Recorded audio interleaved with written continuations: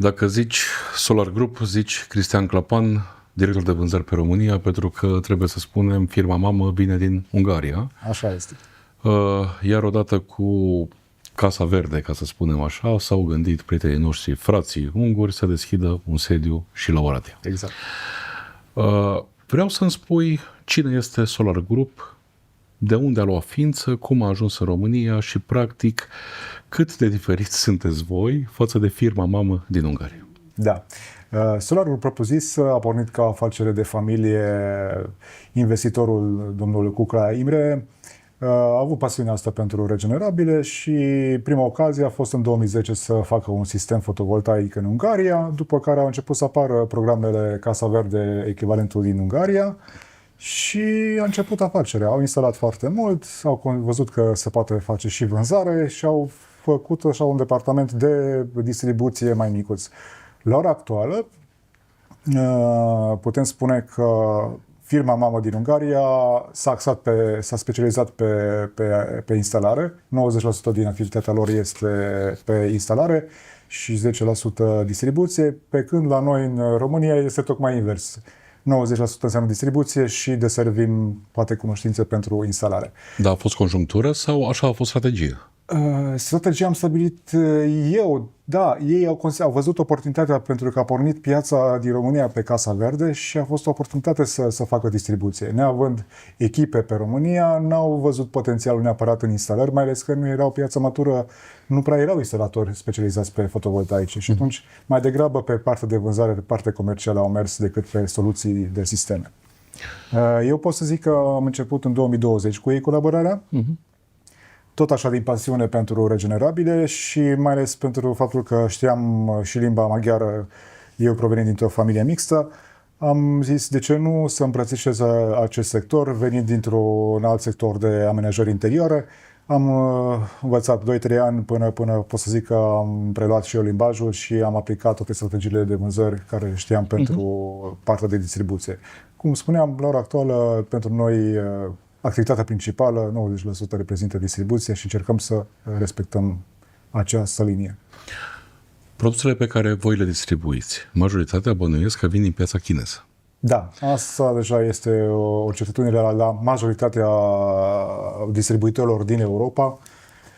Cine spune că face doar distribuție de echipamente europene, mă îndoiesc că o duce foarte bine. Sau recunoaște cu adevărat că, de fapt, să faci doar distribuție de produse europene e puțin cam greu, având în vedere că piața este în China. Da. Dacă mâine China ar închide robinetul, cum crezi că ar arăta piața din Europa? Am mai trăit acest film. În 2023, imediat după criza de după război, în care toată lumea vrea repede fotovoltaice la orice preț, numai să fie. Și a fost un boom atunci și din cauza prețurilor, piața s-a liberalizat pe electricitate și, țin minte, se cumpăra orice, rafturile se goleau de pe o zi pe alta și a fost o perioadă de penurie de produse, de componente și efectiv stăteam și ne rugam să sosească orice marfă ca să putem totuși onora din precomenzile care existau atunci. Cam așa aș vedea și acum. Ar fi o perioadă de penurie și probabil Europa trebuie să trezească și să-și asigure liniile de producție. De altfel există această politică de a avea 70% din componente produse în Europa. Trebuie accelerată implementarea asta, chiar dacă vin chinezii și își fac propriile fabrici aici, este un lucru foarte bun. Ideea este să existe producție în Europa ca să ne asigurăm continuitatea pentru aceste sisteme. Suntem dependenți de China? Absolut. În acest moment? În acest moment suntem pe partea de subcomponente, dar și de ansamble în sine. Bateriile domină piața, cert la nivel global, nu doar pentru Europa. Și suntem dependenți din punctul ăsta de vedere. Bun, și dacă vorbim de China, ar fi real? Acum, noi noi ne-am cunoscut în China. Da, exact. Noi doi ne-am cunoscut la fabrica la Solax. Corect. Vorbim de chinezării, așa cum le știm noi? Da, fenomenul de chinezării cred că a dispărut odată cu anii 90, hai să zicem începuturile 2000. Între timp ce noi aveam un slogan pentru aceste chinezării, China s-a pregătit să ofere toate nivelurile de calitate. Și la ora actuală are afaceri mai mari cu produse de calitate premium decât cu acele chinezii pe care noi le-am consacrat mai de mult. Se vând produse sau se vând iluzii când vorbim de piața de energie? Atunci când un necunoscător investește, riscurile sunt foarte mari să se dezamăgească și să cumpere iluzii. Consider că este bine să se pregătească și, slavă Domnului, suntem în era informației. Consider că trebuie să ne pregătim cu minime informații și să analizăm cel puțin 2-3 surse pentru a lua decizia corectă. Da, sunt produse și soluții scumpe, nu sunt cele mai ieftine, nu e că punem un braț de lemne pe foc, dar consider că o minimă dedicație pentru a cunoaște acest domeniu va ajuta pe viitor într-o decizie bună și direcția asta este. Din 2020 faci parte din acest domeniu de 6 ani. Exact, am intrat în răspuns. Românii ce cumpără? Calitate sau preț? Încă este o piață destul de tânără. Prima dată auzim peste tot, dar care este prețul? Atât timp cât nu vor să meargă pe calitate sau nu îi preocupă calitatea ca prima întrebare, nu putem avea pretenție pentru o piață matură. Maturitatea unei piețe înseamnă atunci când orice om caută întâi ce știe acel produs și pe cât timp, care este fiabilitatea produselor respective. Și siguranța, la fel, este foarte importantă. Când aceste criterii domină prețul, este mult mai evident pentru că avem și o vorbă la noi în România, sunt prea sărac ca să cumpăr ieftin.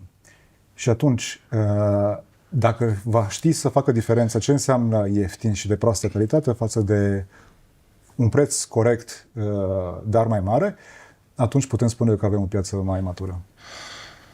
Acum 6 ani ați început, iar, să zic așa, 90% din business însemnau sisteme fotovoltaice. Exact. Panouri, invertare, structură. În acești 6 ani de zile, piața s-a modificat un pic. Acum vorbim de sisteme de stocare. Da, da. Oare peste 6 ani? Probabil că va veni un alt element tot complementar pentru aceste sisteme. Cel mai elocvent fapt este energia gratuită din partea soarelui.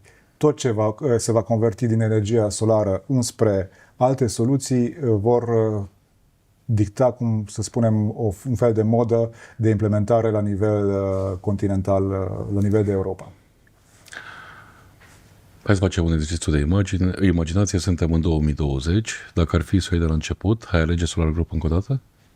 Da, nu regret deloc. Chiar a fost o ocazie să pot să-mi dovedesc toate calitățile învățate până atunci. Te rog frumos să mă convingi pe mine și pe unii care se uită la noi de ce aș alege Solar Group. Da, în primul rând, nu vrem să oferim iluzii, vrem să analizăm care sunt nevoile clienților și atunci să ne axăm pe a oferi o soluție. În primul rând, asta contează. Asta e și un slogan de-al nostru, nu vindem invertoare, nu vindem baterii, nu vindem panouri, în primul rând vindem soluții. Dacă omul e mulțumit pentru soluția primită, explicăm ce este în spatele acelei soluții. Soluția înseamnă și explicații, soluția înseamnă și comunicare. Absolut. Este un serviciu întreg. O întreagă echipă în spatele acelei soluții lucrează pentru a oferi clientului respectiv ceva care să mulțumesc. Pentru că de obicei este o altă nevoie. Oamenii nu vin la noi pentru că au visat să aibă un panou nu știu ce marcă sau nu știu ce invertor. Ei vor să aibă energie la un preț rentabil și o soluție pentru consumul și viața de zi cu zi. Și acolo trebuie să oferim răspunsuri. E simplu. Dacă vreți soluții, Solar Group este pentru voi. Îți mulțumesc atât de la Oradea, de la Smart Energy, conferința unde găsiți absolut tot ce aveți nevoie în energie. Și cum produceți, și cum să economisiți energie, și de unde să cumpărați, dar mai ales important e să vă interesați concret de la profesioniști. Toate cele bune, la revedere. Doamne ajută! La revedere!